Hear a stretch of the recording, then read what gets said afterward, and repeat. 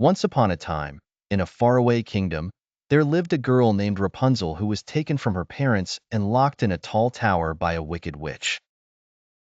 Rapunzel had long, golden hair with magical healing powers. The tower had no doors and only one window, and every day, the witch would stand at the bottom and call, "Rapunzel, Rapunzel, let down your hair."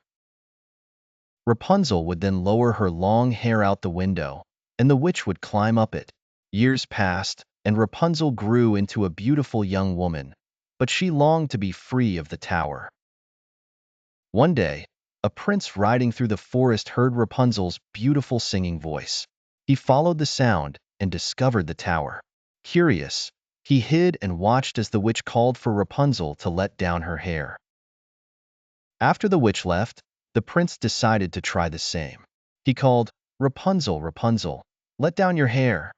Rapunzel, thinking it was the witch, let down her hair, and the prince climbed up.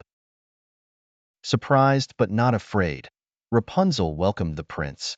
They quickly became friends, and he visited her as often as he could. The prince and Rapunzel made a plan for her escape. He brought her a piece of silk each time he visited, and Rapunzel slowly wove the silk into a ladder. However, the witch discovered their plan and, in a fit of rage, cut off Rapunzel's hair and banished her to a desert. When the prince returned and called for Rapunzel, the witch let down the severed hair to trick him. As he climbed up, the witch revealed herself, causing the prince to fall from the tower and land in a bed of thorns, blinding him. Despite his blindness, the prince wandered the land, searching for Rapunzel. After many years of wandering, he heard a familiar, beautiful voice singing. Overjoyed, he followed the sound and found Rapunzel, who had survived alone in the desert.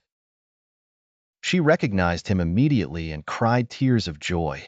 Her magical tears healed his eyes, and his sight was restored.